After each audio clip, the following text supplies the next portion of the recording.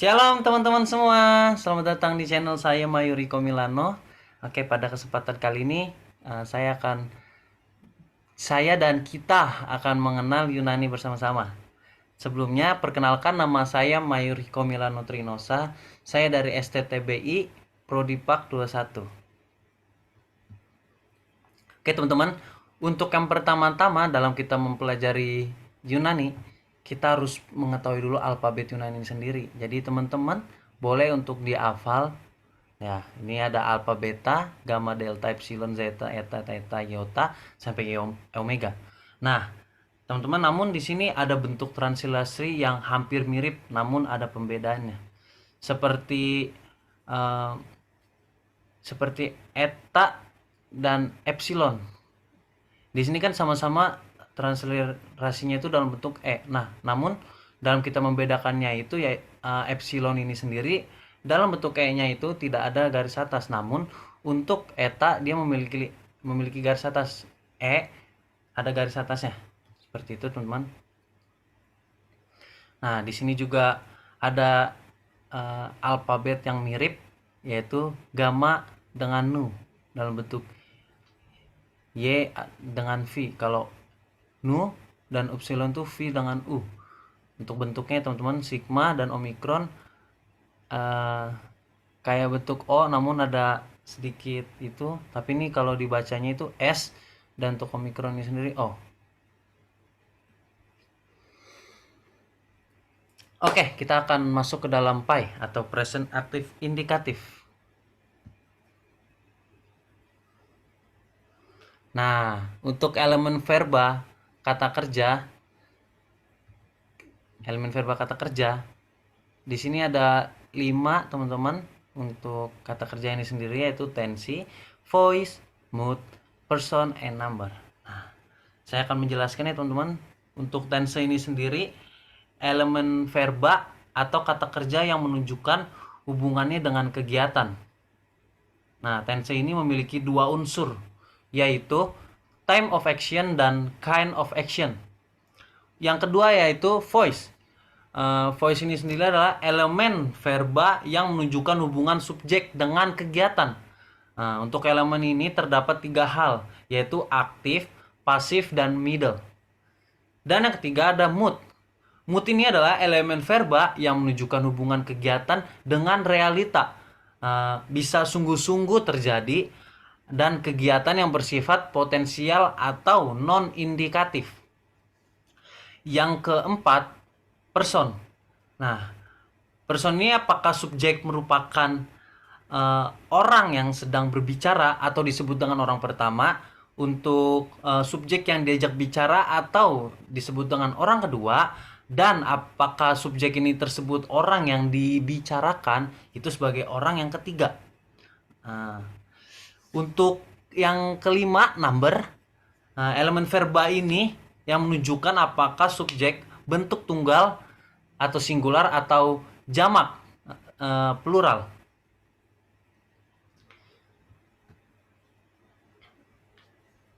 Oke teman-teman, ini contoh untuk singular dan plural. Nah, singular ini teman-teman lebih ke arah menunjuk satu orang. Contoh I'm losing berarti saya losing. Nah, untuk you are losing berarti kamu losing. Untuk yang he she it is itu dia berarti menunjuk satu orang. Nah, untuk plural ini sendiri lebih dari satu atau dua. We, kita, you, kalian berarti lebih dari satu ya teman-teman. Untuk they, mereka. Oke, itu contohnya teman-teman. Oke. Nah, ini tensi present, voice aktif, mood indikatif, person ini orang kedua, numbernya ini singular,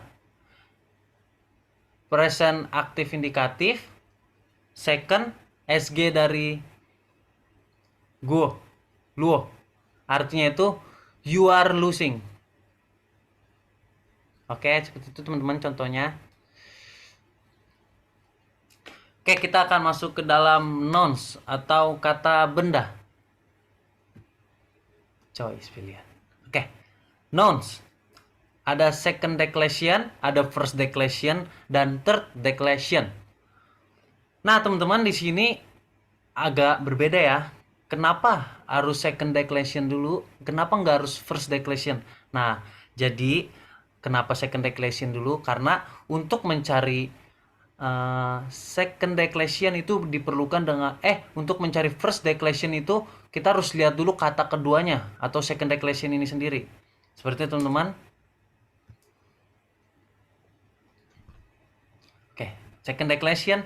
Setiap kata benda atau nouns Yunani terdiri atas 3, yaitu case, gender, dan number. Nah, case ini atau kasus ini fungsinya itu kata benda dalam hubungannya dengan kata-kata dalam kalimat. Nah, untuk gender ini ada 3 kata, yaitu feminim, maskulin, dan neuter. Namun, di dalam second declension ini sendiri, kita tidak menemukan kata-kata feminim. Namun, kita hanya dapat menemukan maskulin dan neuter. Nah, untuk yang ketiga, number. Number ini kualitas kata benda yang menunjukkan apakah berbentuk tunggal atau singular atau jamak plural.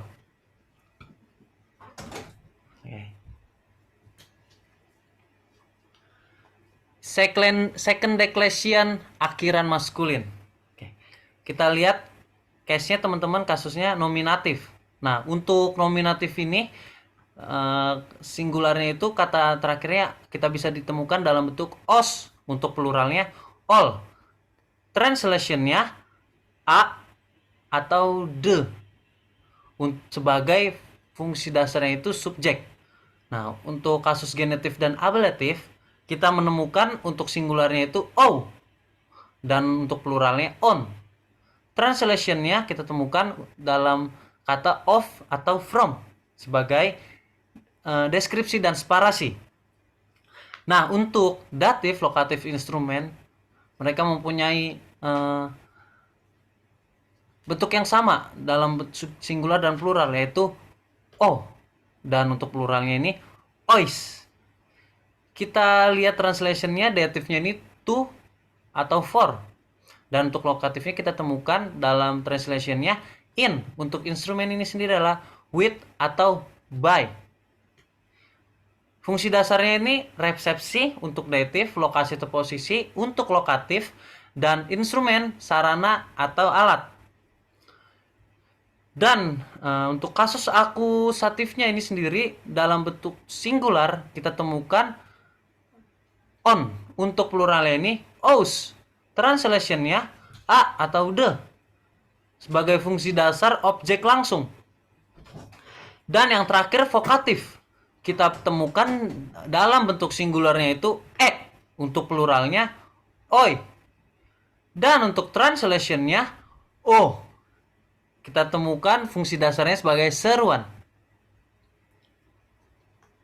Nah teman-teman, untuk penggunaan a atau the tergantung dari keberadaan artikel yang mengikuti nomina. Jika terdapat artikel, maka umumnya digunakan kata the. Jika tidak ada, maka dengan kata a.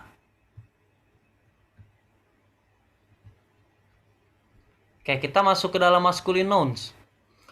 Nah, teman-teman, untuk masculine nouns ini sebentar. Oke, kasusnya ini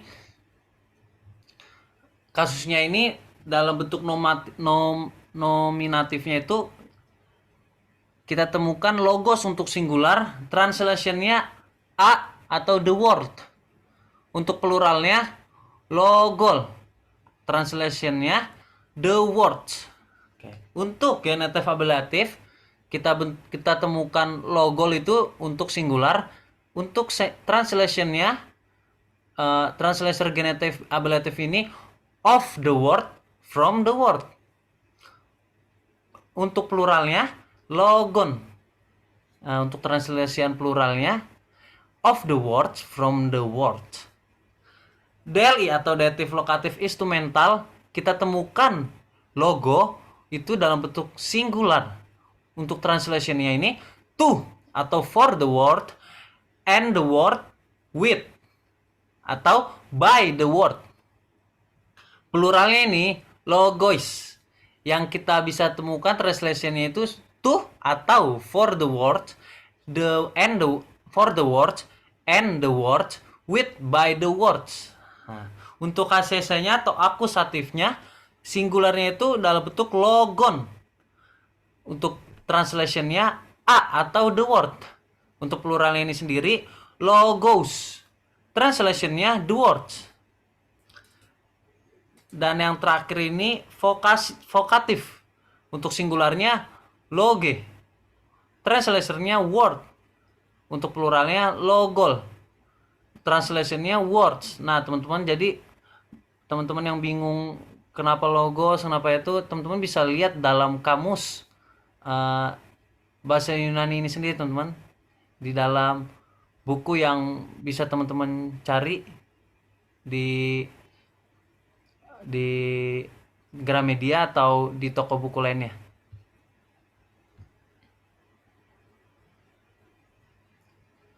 Oke, untuk second declension endings neuter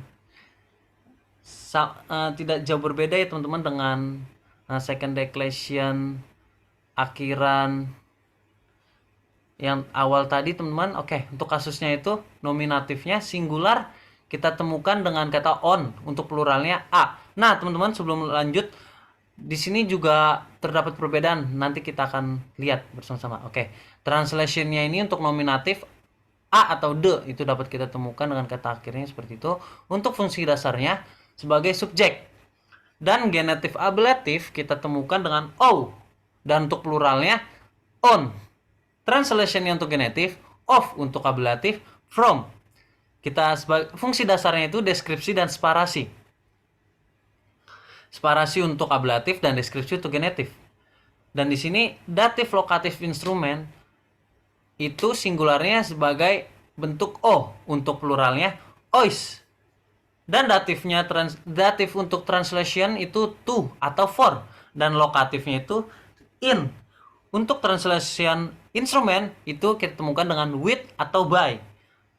Fungsi dasarnya itu sebagai resepsi untuk datif, lokasi atau posisi sebagai lokatif, dan instrumen sebagai sarana dan alat.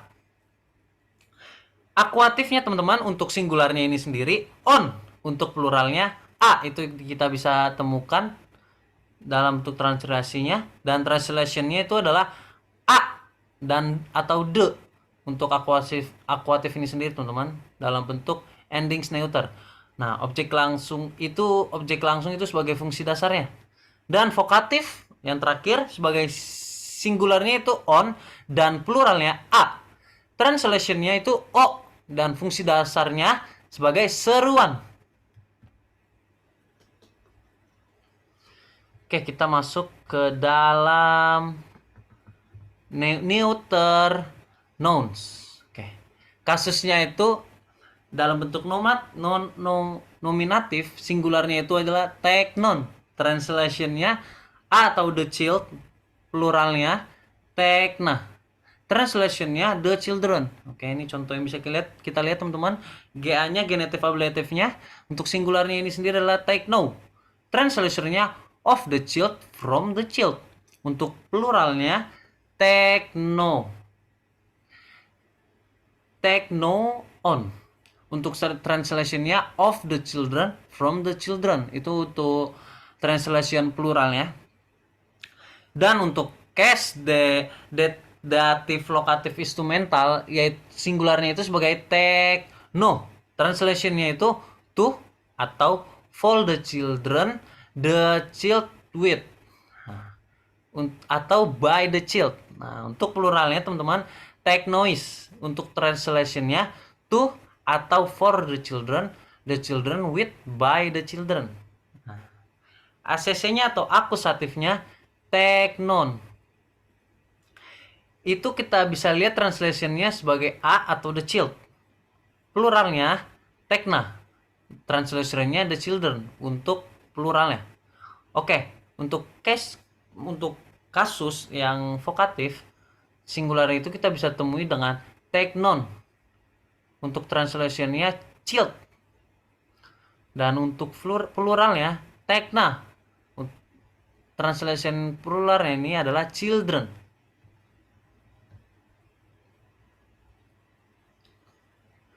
Oke, kita akan masuk ke dalam second declension endings maskulin dan neuter.